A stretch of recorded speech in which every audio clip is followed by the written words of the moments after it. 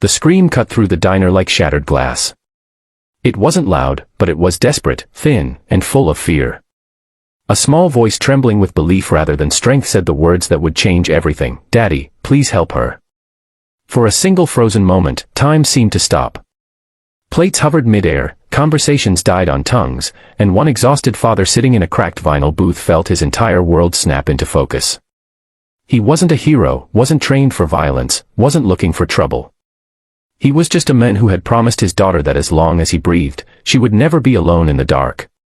Before the story pulls you deeper, if you believe in kindness, second chances, and ordinary people doing extraordinary things, please take a moment to like this video, share it with someone who needs hope, and subscribe to Kindness Corner.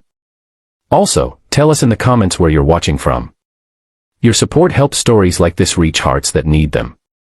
Marcus Hale had learned to survive quietly. Since his wife passed 3 years earlier, life had become a narrow road of double shifts, packed lunches, unpaid bills, and silent prayers whispered over a sleeping child.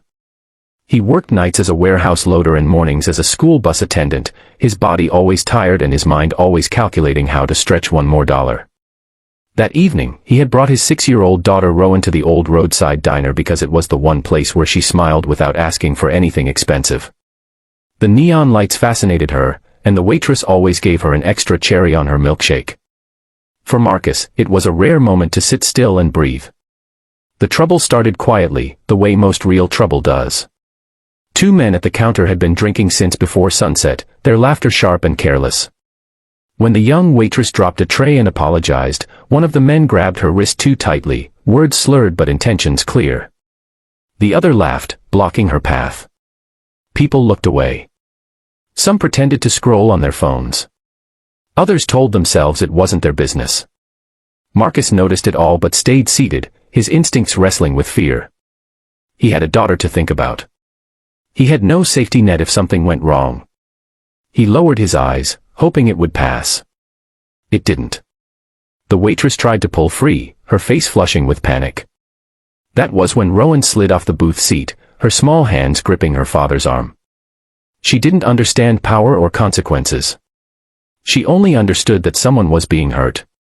Her voice, soft but steady, carried across the diner. "Daddy, please help her." Marcus felt something ancient and unstoppable rise in his chest. Fear was still there, but it was suddenly smaller than his promise to the child looking at him like he could fix anything. He stood up. Chairs scraped.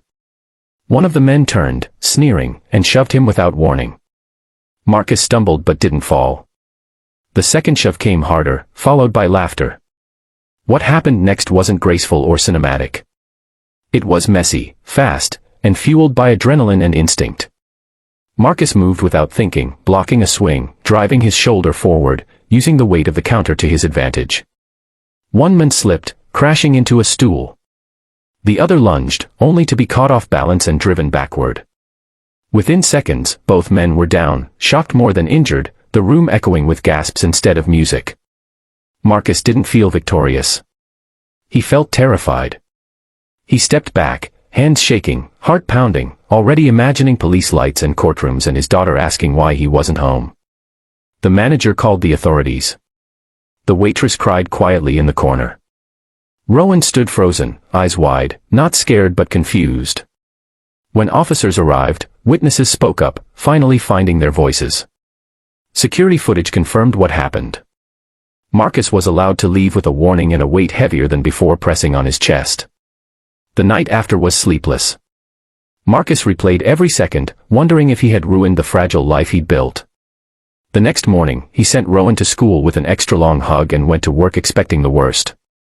Instead, by noon, his supervisor called him to the office, face unreadable. Waiting inside was a man in a tailored suit, calm, composed, and entirely out of place among forklifts and concrete floors.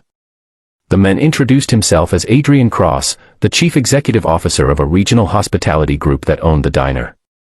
He had reviewed the incident personally after receiving an internal report. Marcus braced himself for accusations, termination, maybe legal threats. Instead, Adrian asked him to sit. He spoke about his own childhood, about growing up watching people look away when someone needed help, about how rare it was to see real courage without cameras or applause. Adrian explained that the waitress had been one paycheck away from losing her apartment. That night could have broken her completely. Instead, it restored her belief in people. He told Marcus that he wasn't there to punish him but to thank him. The company would cover any legal concerns, the waitress would receive support, and Marcus was being offered something unexpected, a stable, daytime position overseeing safety and training across multiple locations. A job with benefits, predictable hours, and enough pay to finally stop choosing between groceries and rent. Marcus didn't know how to respond. He thought of Rowan, of her small voice asking him to help, of the example he wanted to set without ever realizing the cost. His eyes burned as he nodded, overwhelmed not by relief alone but by the realization that doing the right thing had not destroyed him. It had changed everything. That evening, Marcus picked Rowan up from school earlier than usual. They went back to the diner, but this time they sat by the window. The waitress smiled when she saw them, a real smile this time, no fear behind it. Rowan waved proudly. Marcus held his daughter's hand, feeling the steady rhythm of her heartbeat, understanding that courage didn't always roar.